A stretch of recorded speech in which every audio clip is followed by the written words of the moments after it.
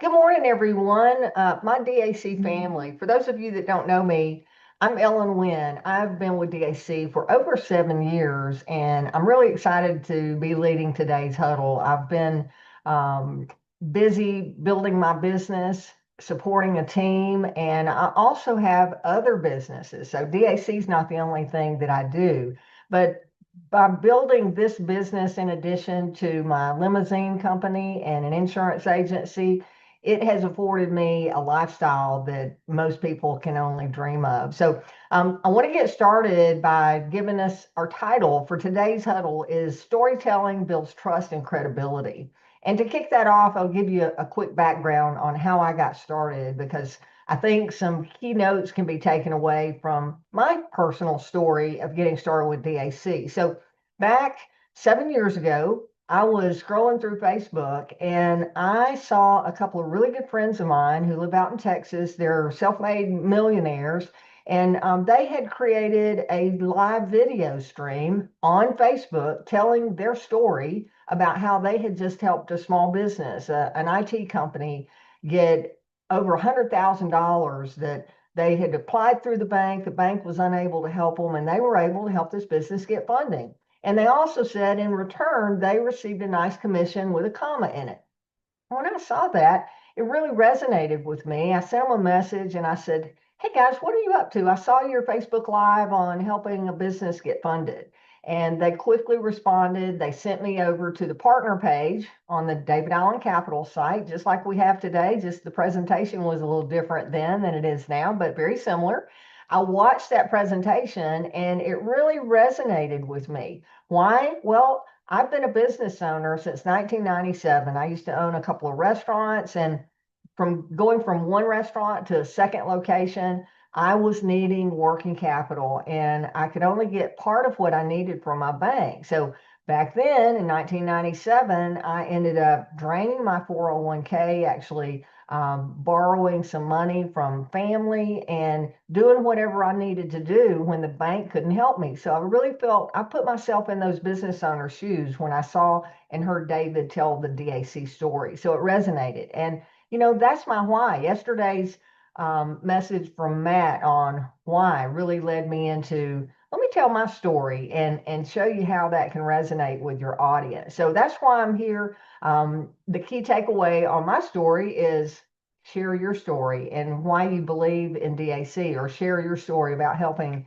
business owners get funding, because that story is really what caught my ear outside of a large commission opportunity there.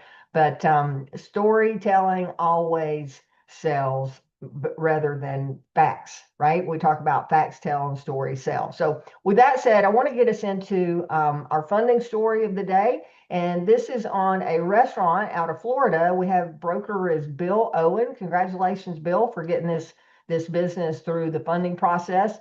This restaurant's been in business for 2 years. However, their FICO score is too low for any A lender, and an A lender would include a bank, right? So FICO score is too low to get traditional funding. The revenue is pretty strong. It fluctuates between 73,000 and 75,000. With 1 month, they hit 116,000, but that's not their average. Now, they were looking for 130,000, and we were able to bring back an offer for them for $120,000 on a 12-month payback and 1.41 flex rate, with a very good prepay discount if they decide to pay it back early, or they could get a much lower rate if they would like a 9-month term. So if you've not had a funding client presented an offer yet, most of the time our team is going to present multiple offers to them. Well, in this example, where we're showing them where they can do a 12-month with X as their payback, or they can do a shorter term and what the payback numbers look like. So that's a great story there. Congratulations again to Bill Owen for getting that conversation started and getting that business through the process. Hey, Ellen, this is Yes. Wade. Just Yeah. on Hey, that Wade. that very quickly. Sorry to interrupt. The we presented this already this morning. They've accepted. They signed. They've done the bank verification, and now we're in final review to make sure there's nothing that we missed. And then we'll call them, and if all goes well, we'll fund it today. Just letting you know. Excellent, excellent. Again, congratulations and way to go, team at Bank Breezy. Thanks for sharing that, Wade. I'm glad you shared that, Wade, because I want to, as part of my huddle message today, is talking about not having to be the expert, and that's a prime example of what you guys have done to get this along. You're just giving an update. I see a lot of times where we have new brokers or even experienced brokers that may have a background in the financial space where they step in and they feel like they need to be the expert and they need to be able to answer all their questions for their client. And that's just not the case. As I shared, I've been here over 7 years, and Wade can attest to this. Anytime I have someone in process, I just want to make sure that our team has communicated. If I see an offer presented, I may send a message and say, hey, did you talk to them in person or was it just email? The only time I step in is if I need to be the liaison for our funding team to be able to communicate with the client. If the client's non-responsive, then I'll make sure that they're answering the call, or I'll get them on the phone and connect that call. Otherwise, I stay out of the way. I don't want to be the expert, although I know the answer to 99.9% of the questions, and I've seen all those different scenarios presented. But I'll let our expert team over at Bank Breezy be the experts, because they're the ones that see everything behind the scenes. They're the ones that see all of the different offers. They're the ones that see how many lenders have said yes, how many lenders have already declined to make an offer. So they know the whole scenario. So always trust on our experts to be the one that are presenting and making that offer helping that offer across the finish line. Okay. Great job again to Bill Owen. All right, let's talk about the facts tell, stories sell message that we have been talking about for so long. And today I want to share how you can tell your story, whether it's being on live videos, which my opening story was sharing how a live video really caught my attention, where they were talking and recording themselves and just telling their story. How you can do that, or you can take some of the videos that McGuire has done, and you can do the remix and tell your story on that as you're sharing the video, or you can do a live in person. And that's what I want to talk about today, is how I take my stories and I use our funding stories that we have and turn that into my own, whether it's my personal client or not, and I do it in networking meetings. So give you an example of an opportunity where I go to networking, whether it's my Chamber of Commerce or any other local networking opportunity here in my community or in somewhere abroad, where I've got an opportunity to introduce myself. And the flow goes like this. I want to introduce, my name is Ellen Wynn. I'm in business capital or alternative commercial lending. Commercial lending seems to be a term that more people pick up on than business funding. So I've started using that in my storytelling, alternative commercial lending. And we help businesses get capital when they can't get approved at their local bank. For example, and then I go into a story and I might say, we just helped a restaurant who didn't qualify at their bank. They had challenged credit. They weren't able to get funded at their bank, but we were able to get them an offer for $120,000. And we're going to be able to do that quick turnaround, get them funded from the day they applied to the next day that cash is going to be in their bank. So that might be a story that I would share, or a personal story, or telling a story about how we've helped a business get funding and they've come back time and time again and been able to expand from one location to 2 or 3 or 4 locations over time. We have many of these different stories in our huddles. When you're telling a story, you will always want it to be more about the audience and who is hearing your message rather than the story being about yourself. Again, facts tell what you do, but that story is going to be what resonates with someone and makes it memorable for them to be able to come back and say, hey, I heard a story, right? I know for me personally, when I hear facts and figures, it all just kind of jumbles in my mind. Although I'm great at math, all those numbers, I can't remember the details of the numbers. But if you tell me a story, I'll be able to remember the story and how that flows. And I think a lot of people are that way as well. Hey, everybody here. My gosh, welcome. If you're new, if you're brand new to this, I know all you can, we all know each other. We're like a little, we talk about a family, we're a team, we're players on a field. I'm your quarterback today. I'm your quarterback to gathering of players coming out to, on the field to do some battle, whether you're new or old, I'm going to have you put your football helmet on today. Get ready to take a hit because you're going out in the field, and I'm sending you out there to take a hit emotionally and psychologically, not physically. Don't worry, no one's going to get hurt. Although there's always that danger when you're going out there visiting business owners, but you don't have to really worry about that. I'm going to get you directly involved in a play. You're going to get out in the field today, so there's no spectators. No spectators here. You're here, and you're in the field of battle, and the battlefield is your mind and your heart. Think about that. The battlefield is your heart and your mind. So we're going to go in today's huddle theme. I thought long and hard. Well, not really long and hard about it, but it hit me last night. The download was your reasons why lead to your beliefs. Or you could say genuine purpose leads to strong convictions, but I'm going to leave it at your reasons why lead to beliefs.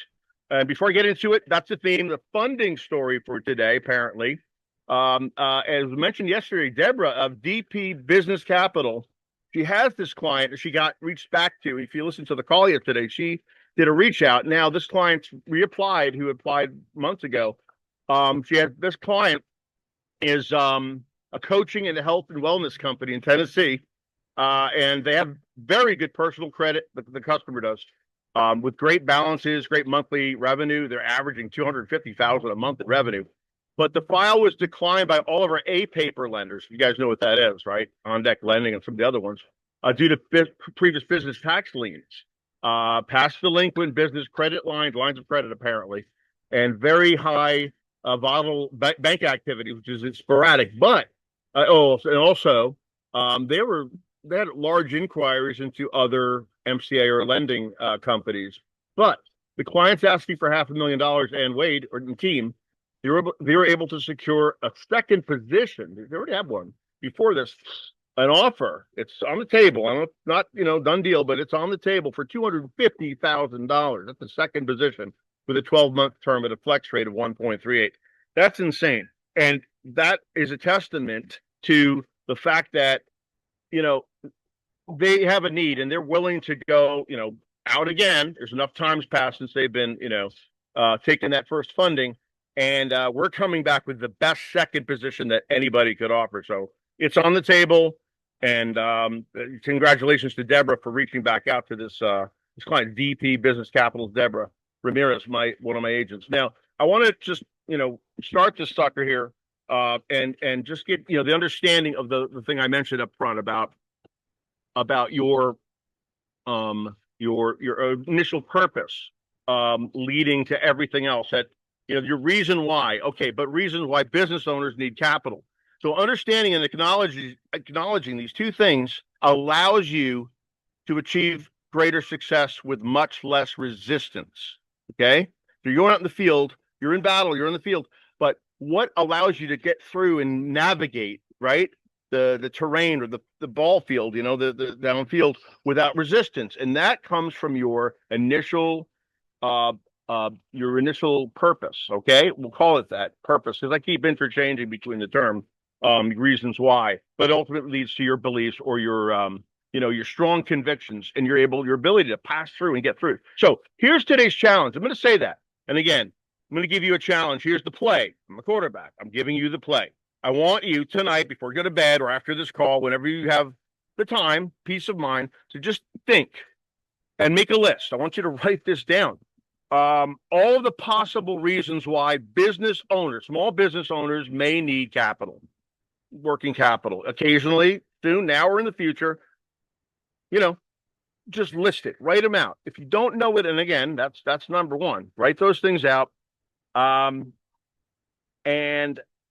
do you believe that they may have a better solution than what we're offering?